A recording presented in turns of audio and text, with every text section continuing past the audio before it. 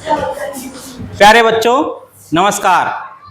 आज हम आपके सामने दोबारा से प्रस्तुत हुए हैं कक्षा 9 का द्वितीय पाठ लेकर के, जिस पाठ का नाम है सुकस्य मूलम धर्म है धर्मस्य मूलम अर्थ है। ये पाठ का नाम है। इसका अर्थ क्या होता है कि सुकस्य यानी सुख का, मूलम यानी आधार, धर्म यानी धर्म है। सुख का जो आधार है वह क्या है? धर्म है। और धर्मस्य मूलम अर्थ है। और जो धर्म का आधार है, धर्मस्य मूल है, धर्म का जो आधार है वह क्या? अर्थ मतलब धन। अर्थ मतलब धन। तो सुख का मूल जो है, सुख का जो आधार है वो धर्म है, और धर्म का जो आधार है वो अर्थ है। तो इस पाठ में आपको धन के बारे में बताया गया है कि किस प्रकार से हमें धन का उपयोग करना चाहिए, किस प्रकार से हमें धन को खर्च करना चाहिए, किस प्रकार से हमें धन को निवेश करना चाहिए। तो इस पाठ में आपको धन के बारे में समझ विकसित होगी, इसलिए आप इस पाठ के साथ पूरा बना रहें और अंत तक इस पाठ को अच्छे से ध्यान से पढ़ें। देखिए, स्टार्ट करते हैं हम पाठ को।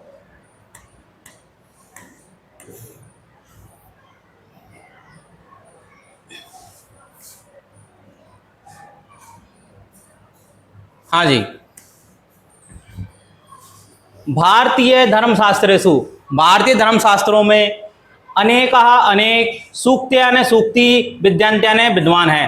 तो भारतीय धर्मशास्त्रों में अनेक सूक्ति विद्वान हैं, यानी जो मानव जीवन के यथार्थत्वम यानी वास्तविक रूप को प्रतिपादित करते हैं।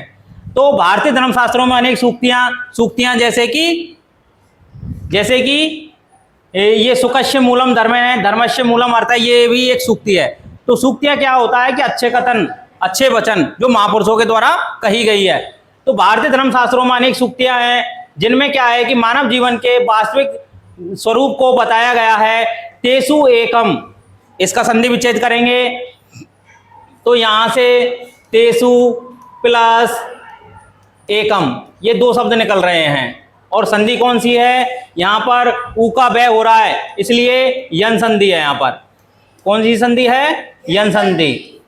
तो देखिए, उनमें से एक प्रसिद्ध सूत्र रूपेण संचित रूप से वाक्य है। क्या है? कौटिल्य के अर्थशास्त्र यानी अर्थशास्त्र में अस्त्यान है। तो उनमें से प्रसिद्ध एक वाक्य कौटिल्य के अर्थशास्त्र में संक्षिप्त रूप से दिया गया है। क्या दिया गया है कि सुकस्य मूलम धर्म है, सुख का जो आधार धर्म है, और धर्मस्य मूलम अर्थ है, और जो धर्म का आधार क्या है? अर्थ है। अर्थ मतलब बताया मैंने आपको शुरुआत में ही, धन। तो यहाँ धन के बारे में बात की जा रही है। अस्य अस्ति, इसका आशय है यत यानी कि वास्तविक सुकस्य, वास्तविक सुख के आधार यानी आधार, धर्म यानी धर्म है। वास्तविक सुख का आधार क्या है? धर्म है। और धर्म पालनस्य, धर्म के पालन करने के लिए चयन, और आधार है यानी आधार, अर्थ है यानी धन है। तो वास्तविक सुख का जो आधार है वो धर्म है, और धर्म का पालन करने के लिए उसका आधार क्या है? अर्थ। अर्थ मतलब धन। अर्थ है इत्युक्ते धनम, अर्थ इस प्रकार से कहा गया धन को, है ना। तो धन को क्या क्या कहा गया है? अर्थ।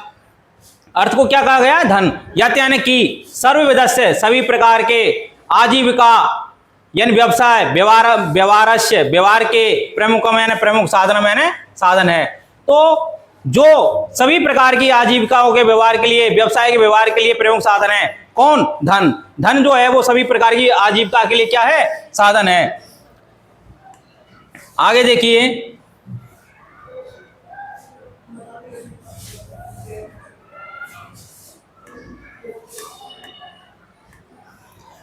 जीवन में धर्म यानी धर्म, अर्थ यानी अर्थ, सुखम यानी सुख, इतेषाम यानी इनके, त्रयाणाम यानी तीनों का, परस्परम यानी आपस में, संबंध यानी संबंध, अविच्छन यानी जो टूटे ना यानी अटूट, अस्ति यानी है। तो जीवन में धर्म, अर्थ और सुख, धर्म अर्थ सुख का मतलब धर्म, धन और सुख, इन तीनों का, है ना, त्रयाणाम तीनों का जो परस्पर संबंध है वो अटूट है। ये तीनों का संबंध कैसा है? अटूट। ये यानी जो जने यानी व्यक्ति न्यायपूर्वक अर्थोपार्जनम, अर्थो यानी धन, उपार्जनम यानी कमाता है, करोति यानी करता है। जो व्यक्ति न्यायपूर्वक धन का उपार्जन करता है यानी धन कमाता है, से यानी वह धर्म पालनम, धर्म को पालन कर तो मैंने करने के लिए समर्थ यानी समर्थ भक्ति यानी होता है, तो वह धर्म का पालन करने के लिए क्या होता है, समर्थ होता है। यहां पर कर्तुम में क्या है, तुमुन प्रत्यय, कर्तुम में क्या है, तुमुन प्रत्यय, और तुमुन प्रत्यय में क्या होता है, तुम शेष रहता है, तो यहां पर हमें तुम दिखाई दे रहा है तो तुमुन प्रत्यय, ठीक है। धर्म पालनेन चयन और दीर्घकालिकम सुखम लभते प्राप्त होता है, और धर्म पालन करने से दीर्घकालिकम लंबे समय तक सुखम लभते सुख प्राप्त होता है। अगर हम न्यायपूर्वक धन कमाते हैं तो उससे क्या करते हैं, हम धर्म का पालन करते हैं, और धर्म का अगर हम पालन करते हैं तो उससे हमें लंबे समय तक सुख प्राप्त होता है। सामान्य जीवन की बात कर रहे हैं हम, सामान्य जीवन में धन की क्या विशेषता है, सामान्य जीवन में धन की क्या विशेषता है, आगे हम बता रहे हैं। देखिए सामान्य जीवन में अन्नम अन्न, वस्त्रम वस्त्र, आवास यानी रहना, शिक्षा, स्वास्थ्य सेवा, चय प्लस इति चयन और इति इस प्रकार से आदि नाम है ना, आदियों का मूलभूता नाम मूलभूत, आवश्यकता नाम आवश्यकताओं की पूर्ति के लिए धनम है धन, आवश्यक है ना आवश्यक है।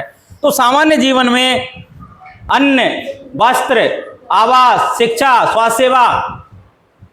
और स्वास्थ्य सेवा आदि की मूलभूत आवश्यकताओं के लिए, आवश्यकताओं की पूर्ति करने के लिए धन जो है वो क्या है, बहुत ही आवश्यक है।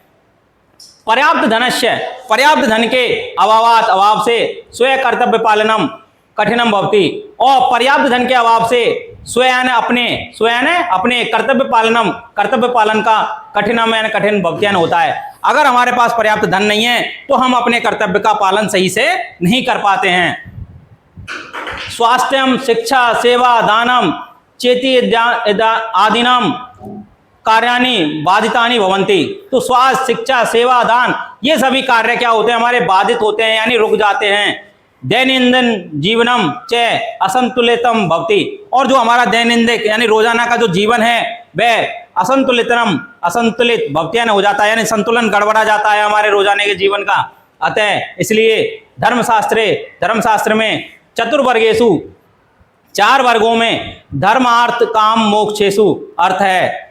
तो धर्मशास्त्र में 4 वर्गों में कौन कौन से 4 वर्ग हैं, धर्म है, अर्थ है, काम है और मोक्ष है। इन 4 वर्गों में अर्थ जो है वो सबसे महत्वपूर्ण है। अर्थ क्या है, सबसे महत्वपूर्ण है। देखिए हम आगे बताते हैं, अर्थ जो है वो सबसे महत्वपूर्ण है।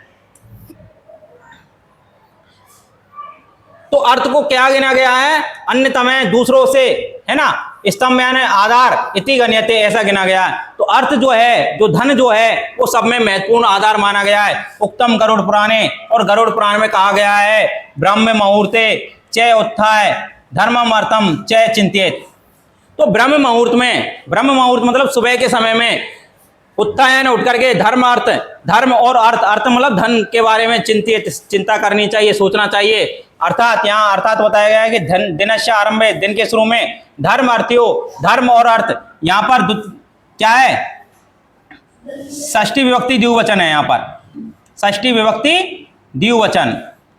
तो क्योंकि 2 की बात हो रही है, धर्म और अर्थ की, ठीक है। तो धर्म अर्थ के चिंतन की आवश्यकता है। तो हमें क्या है, दिन के आरंभ में दिन के सुबह में हमें क्या करना चाहिए, धन और धर्म का चिंतन करना चाहिए। स्वस्थ आर्थिक व्यवहार के त्रिविध भवति, 3 कारण होते हैं। स्वस्थ आर्थिक व्यवहार के 3 कारण होते हैं। आर्थिक मतलब धन की बात कर रहे हैं यहाँ पर, ठीक है। तो स्वस्थ आर्थिक व्यवहार के 3 कारण होते हैं, 3 प्रकार का होता है। स्वस्थ आर्थिक व्यवहार कितने प्रकार का होता है, त्रिविध भवति, 3 प्रकार का होता है।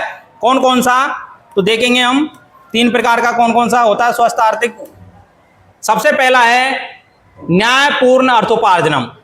सबसे पहला क्या है, न्यायपूर्ण अर्थोपार्जनम।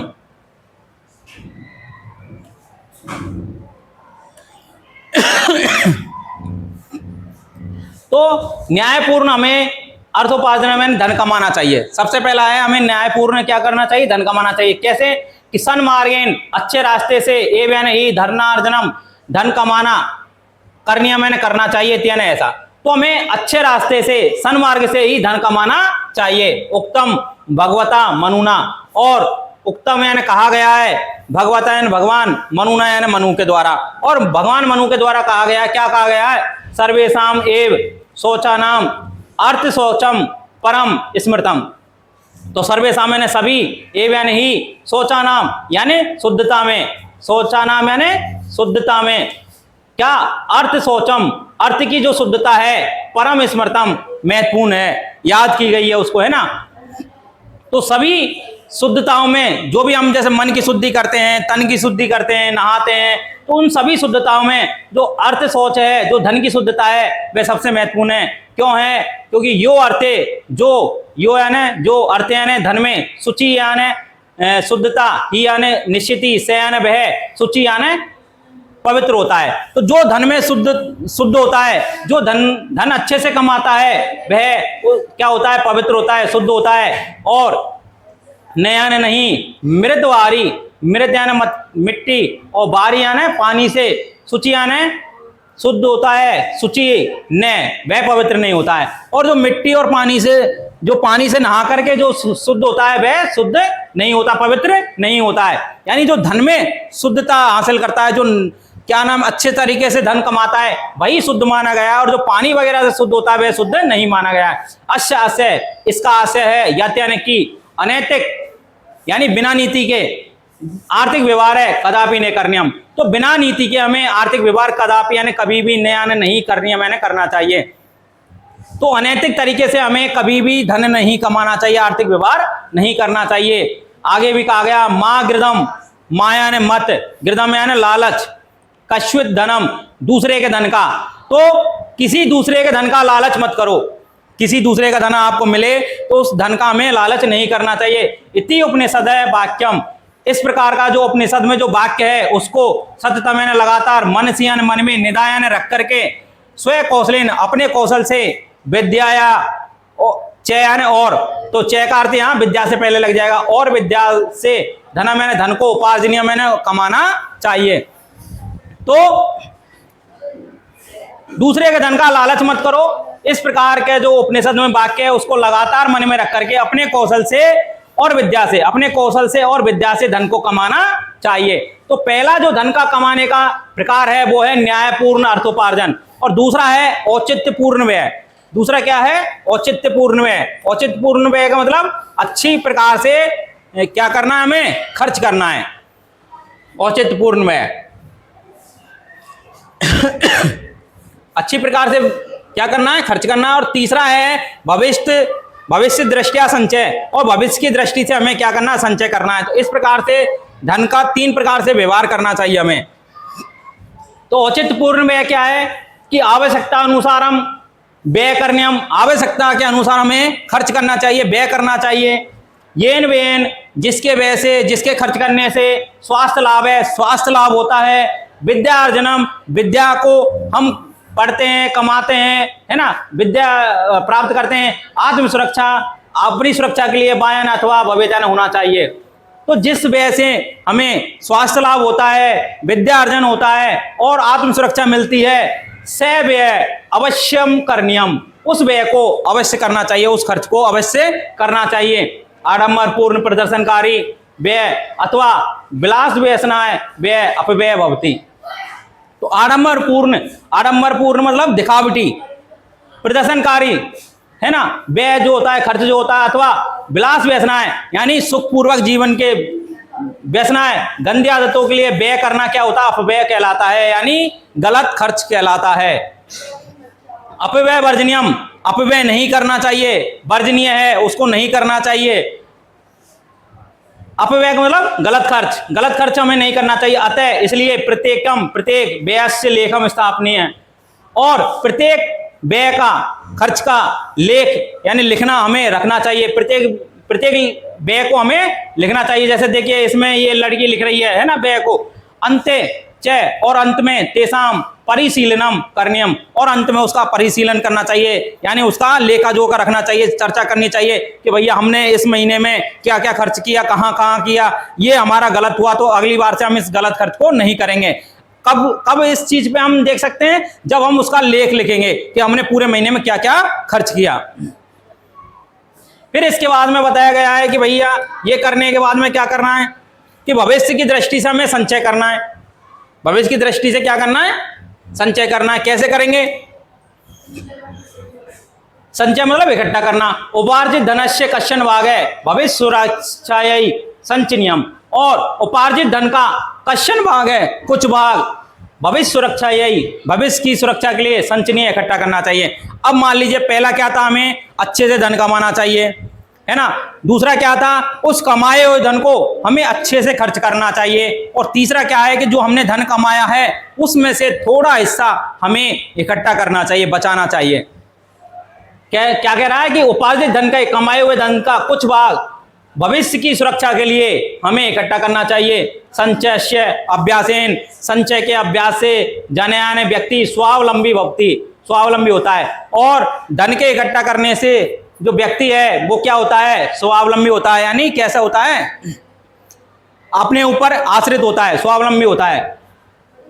स्वावलंबनम स्वाभिमानस्य मूलम वर्तते, और जो स्वावलंबन है वो स्वाभिमान का मूल है। स्वाभिमान का क्या है? मूल यानी आधार है। तो जो अगर स्वावलंबी हैं तो वह स्वाभिमान, तो वो जो स्वावलंबी व्यक्ति होगा वो स्वाभिमानी भी होगा। क्यों होगा? संकट काल में भी स्वाभिमानी जन है, स्वाभिमानी जो व्यक्ति है अन्य जन से, दूसरे जन से आर्थिक सहायता की न आने नहीं अपेक्षा करता है। तो क्या होता है कि संकट काल में भी जो स्वाभिमानी व्यक्ति है वह क्या करता है कि दूसरे व्यक्ति से भी सहायता प्राप्त नहीं करता है। आगे देखते हैं हम छात्र जीवन में आर्थिक साक्षरता, आर्थिक जो साक्षरता है वो कैसी होनी चाहिए? छात्र के जीवन में आर्थिक साक्षरता कैसी होनी चाहिए?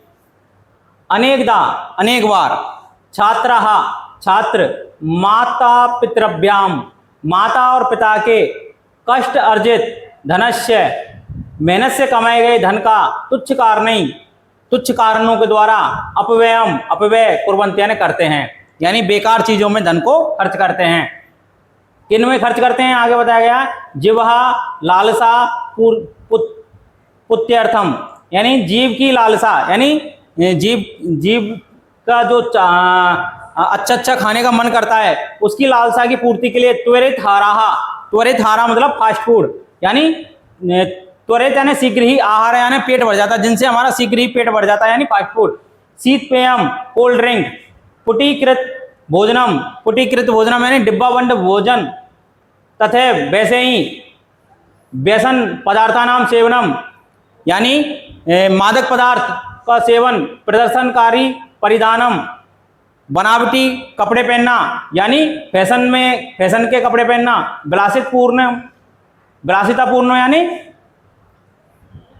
विलासितापूर्ण आचरण करना अर्थात सुख सुविधाएं ज्यादा भोगना इत्यादि, यात्रा ने जहां प्रभुत है बहुत ज्यादा अपव्यय होता है, गलत खर्च होता है।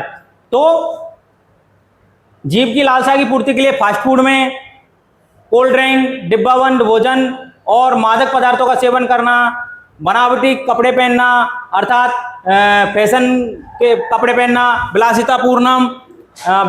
विलासितपूर्ण आचरण करना, ये सभी में क्या होता है? बहुत ज्यादा खर्च होता है, अपव्यय होता है। एतई इनके द्वारा न आने नहीं केवल धन हानि, इनके द्वारा न केवल धन हानि होती है बल्कि स्वास्थ्य हानि अपी जायते, बल्कि स्वास्थ्य हानि भी होती है। तो ये सभी जो हम खाते हैं इनमें केवल धन हानि नहीं होती है बल्कि स्वास्थ्य की भी हानि होती है। और स्वास्थ्य हानि कारणात्, और स्वास्थ्य की हानि के कारण से पुनः फिर से धन व्यय वर्तते, धन खर्च होता है। तो क्या होता है कि धन की हानि होती है इन सब में और स्वास्थ्य की भी हानि होती है, और जब स्वास्थ्य की हानि होती है तो धन का जो खर्च है और बढ़ जाता है। इसलिए हमें ये सब चीजें नहीं करनी चाहिए। आगे बढ़ते हैं हम।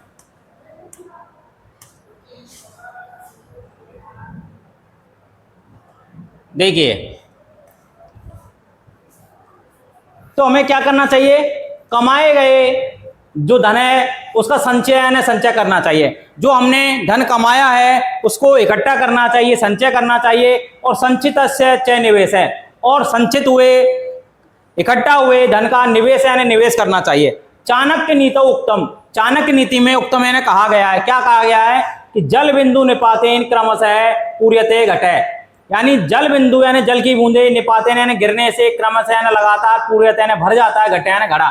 तो जल की लगातार बूंदे गिरने से घड़ा क्या होता है, भर जाता है। वैसे ही स क्रम है, वही क्रम है सर्व विद्यानाम, सभी विद्याओं का, धर्मस्य धर्म का, चयन और धनस्य यानी धन का। तो वही क्रम सभी विद्याओं का, धर्म का और धन का है। यानी कहने का मतलब यह है जैसे थोड़ी थोड़ा पानी गिरने से, जल की बूंदे गिरने से घड़ा भर जाता है, वैसे ही हम थोड़े थोड़े पढ़ेंगे तो हमें विद्या प्राप्त होगी, इसी प्रकार से हमें धन प्राप्त होगा। थोड़ा थोड़ा करेंगे तो ऐसे ही हमें क्या, धर्म प्राप्त होगा। तो धीरे धीरे भी ये तीनों चीजें जो रहती हैं, विद्या, धर्म और धन, ये तीनों चीजें धीरे धीरे प्राप्त होती हैं। आगे कहा गया है कि लघु लघु, छोटा छोटा, लघु लघु संचयो अपि, इकट्ठा करने से भी कालांतरे, समय के बाद में, महत यानी बड़े, संपत्ति यानी संपत्ति, रूपेण यानी रूप में वर्धते यानी बढ़ जाता है। तो थोड़ा थोड़ा इकट्ठा करने से भी क्या होता है, एक समय के बाद में क्या होता है, हमारी महान संपत्ति बन जाती है, बहुत ज्यादा धन इकट्ठा हो जाता है थोड़ा थोड़ा इकट्ठा करने से भी। यदि छात्रा प्रतिदिनम, तो छात्र हैं वो प्रतिदिनम रोजाना अल्प धनस्यापि, छोटे धन का भी संचय मैंने संचय कुर्वन्ति यानी करते हैं। यदि जो छात्र हैं वो थोड़े धन का भी संचय करते हैं, इकट्ठा करते हैं, तस्य उसका उचित निवेशम, और उचित निवेश चयन और कुर्वन्ति यानी करते हैं, और उसका उचित निवेश करते हैं, सही जगह पर उसको लगाते हैं, तरी तो तेसाम, उनका भविष्य मैंने भविष्य सुरक्षित मैंने सुरक्षित भविष्य यानी हो जाएगा। तो उनका भविष्य क्या हो जाएगा, सुरक्षित हो जाएगा। यानी वो थोड़ा थोड़ा बचाएं और उस बचा करके उसका निवेश करें लंबे समय तक, तो क्या होगा, उनका भविष्य सुरक्षित हो जाएगा। भारत देश में धन संचय करने की, धन इकट्ठा करने की, सुरक्षित निवेश से और चयन और सुरक्षित निवेश के कृत्यान लिए बहुविधा अनेक प्रकार के मार्ग यानी रास्ते संत्यन हैं। तो भारत देश में धन को इकट्ठा करने के और उनको सुरक्षित निवेश करने के बहुत सारे रास्ते हैं। उनमें क्या क्या है देखिए, तेसु, उनमें प्रधानमंत्री जन धन योजना है, सुकन्या समृद्धि योजना है, सार्वजनिक भविष्य निधि योजना है जिसको पीपीएफ भी कहते हैं, ठीक है। इसके बाद और कौन कौन से हैं देखिए, और हैं हमारे वरिष्ठ नागरिक संचय योजना है, किसान विकास पत्र योजना है, राष्ट्रीय संचय प्रमाण पत्र योजना है, राष्ट्रीय पेंशन योजना है जिसको हम एनपीएस भी कहते हैं, नियत निक्षेप यानी इसको हम एफडी कहते हैं, है ना, आवृत्ति निक्षेप इसको हम आरडी कहते हैं, चेती आद्या, और ये सभी प्रमुख संत्यान हैं। तो कौन कौन सी योजनाएं प्रमुख है, प्रधानमंत्री जन धन योजना, सुकन्या योजना, सार्वजनिक भविष्य निधि योजना यानी पीपीएफ, ठीक है, वरिष्ठ नागरिक संचय योजना, किसान विकास पत्र, नागरिक संचय प्रमाण पत्र, राष्ट्रीय पेंशन योजना एनपीएस, एफडी, आरडी आदि सभी प्रमुख हैं। एतेषाम, इनकी सर्वकारी योजना नाम, इन सरकारी योजनाओं के विषय में सूचना प्राप्त करने के लिए हमें क्या करना है, इन सभी सरकारी योजनाओं के विषय में सूचना प्राप्त करने के लिए हमें कहाँ जाना है, लब्धुम यानी प्राप्त करने के लिए, लाभम वाप्तुम यानी और लाभ प्राप्त करने के लिए, चयन और समीप में स्थित वित्तागार यानी बैंक में जाना चाहिए, पत्रालय यानी डाकघर में जाना चाहिए, है ना, वायान अथवा गंतव्य जाना चाहिए, तत्व यानी उससे संबंधित अधिकारी से चयन और प्रश्नव्य पूछना चाहिए। तो इन सब की जो सूचना प्राप्त करने के लिए और लाभ प्राप्त करने के लिए हमें पास के बैंक में और डाकघर में जाना चाहिए और उससे संबंधित अधिकारी से पूछना चाहिए। ये तासु, इनमें योजनाओं में न आने नहीं, केवल कष्टार्जित धनस्य, मेहनत से कमाए धन का सुरक्षा भवती होती है। इन योजनाओं में न केवल मेहनत से कमाए हुए धन की सुरक्षा होती है, अपितु चक्रवृद्धि संशयन सह तद धनम सततम वर्धमानम भवति। अपितु चक्रवर्ती ब्याज से, है ना, ब्याज के सह यानी साथ में तद धनम वह धन लगातार वर्धमान यानी बढ़ता भवति यानी होता है। तो इन योजनाओं में न केवल मेहनत से कमाए हुए धन की सुरक्षा होती है, अपितु क्या होता है कि चक्रवर्ती ब्याज के साथ में वह धन लगातार बढ़ता रहता है। देखिए यहाँ पर ये जो योजनाएं दे रखी हैं, प्रधानमंत्री जन धन योजना है, आवृत्ति निक्षेप, सुकन्या समृद्धि योजना, नियत निक्षेप, सार्वजनिक भविष्य निधि, ये सभी योजनाएं दे रखी हैं। आगे कहते हैं कि भैया आज का जो समय चल रहा है वो कैसा चल रहा है, भौतिकवादी युग चल रहा है। तो भौतिकवादी युग के आकर्षण से यूनाम यानी युवाओं का अपव्यय अधिको यानी अधिक भक्ति यानी होता है। तो भौतिकतावादी युग में जो युवा हैं वो बहुत ज्यादा खर्च करते हैं, अपव्यय करते हैं। ये इन्होंने जिस कारण से अस्माकम यानी हमारी आर्थिक स्थिति विपन्न यानी कमजोर भक्ति यानी होती है। तो युवा जो हैं वो बहुत ज्यादा खर्च करते हैं, उससे क्या है हमारी आर्थिक स्थिति कैसी हो रही है, कमजोर हो रही है। किंतु अर्थ विषयक चेतना सचेतना से असमान अभावात उद्रत्य आर्थिक संपन्नता प्रति नयति। किंतु अर्थ विषय यानी धन के विषय में सचेतना से जागरूकता पैदा होने से असमान यानी हमारे अभावात यानी अभाव से उद्रत्य यानी निकल करके आर्थिक संपन्नता के प्रति यानी और नयति यानी ले जाती है। तो इसमें अगर हम अर्थ विषय में धन के विषय में जागरूक होंगे तो हमारे जो अभाव है यानी हमारी जो धन की कमी है उससे निकल करके हम आर्थिक संपन्नता की ओर चले जाएंगे। अतः इसलिए बुद्धिमान छात्रों का ध्येय में ध्येय से आत्मन होना चाहिए। इसलिए बुद्धिमान जो छात्र हैं उनका ध्येय होना चाहिए, क्या होना चाहिए, धनस्य उचित उपार्जनम, धन का उचित कमाई, व्यय मर्यादा, धन को लिमिट में खर्च करना, आपातकालीन निधि संचय और आपातकालीन समय के लिए संचय ने इकट्ठा करना धन को, और दीर्घकालीन निवेश और दीर्घकालीन लंबे समय के लिए उसको निवेश करना। तो बुद्धिमान जो छात्र है उसके 4 लक्ष्य होने चाहिए। कौन कौन से, धन को अच्छे प्रकार से कमाए यानी ईमानदारी से कमाए, और व्यय मर्यादा यानी खर्च करने पर कंट्रोल रखे, आपातकाल के लिए धन को इकट्ठा करके रखे।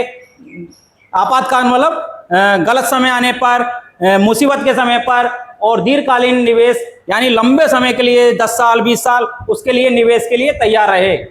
यह है जो एतेषा मैंने इनको अनुशासन पालनम करोति, जो इनका अनुशासन से पालन करता है से वह एवं ही यथार्थतः धनस्य धर्मस्य च संतुलनम स्थापितुम शक्नोति। तो जो इनका अनुशासन से पालन करता है वही क्या होता है, यथार्थतः यानी वास्तव में धन का चयन और धर्म का संतुलन करने में स्थापित करने में शक्नोति है, समर्थ होता है। तो वही जो है वास्तव में धन और धर्म का संतुलन करने में समर्थ हो सकता है।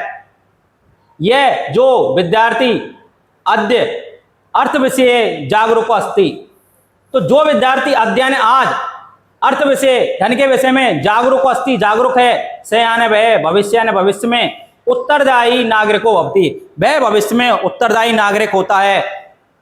धर्म अर्थ सुखम च इति एतेषां संतुलनम एव यथार्थ जीवनस्य लक्षणम।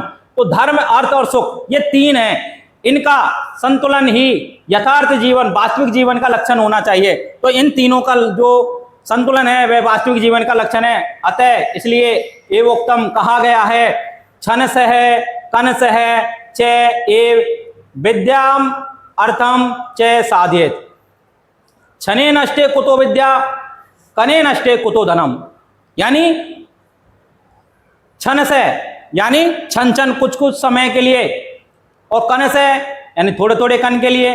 तो समय धीरे धीरे समय के अनुसार विद्या में विद्या की पूर्ति हो सकती है, और थोड़े से कन से क्या होगा, अर्थम यानी धन को चय आने साधते हैं पूरा किया जा सकता है, यानी धन कमाया जा सकता है। तो धीरे धीरे अगर हम धीरे धीरे समय पर क्या होगा, हम धीरे धीरे विद्या को पढ़ेंगे, पढ़ते रहेंगे तो धीरे धीरे विद्या प्राप्त होगी, और धीरे धीरे हम धन को कमाते रहेंगे तो धन प्राप्त होगा।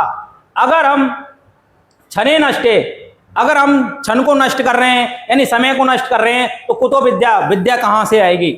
और यदि हम कण को नष्ट कर रहे हैं तो कुतो धनम, धन कहां से आएगा। तो इस प्रकार से ये हमारा पाठ यहां पर खत्म होता है। आगे हमारे क्वेश्चन आंसर आएंगे, उनको हम अगले पार्ट में देखेंगे। तो आज के लिए हम यहीं अपना पाठ खत्म करते हैं।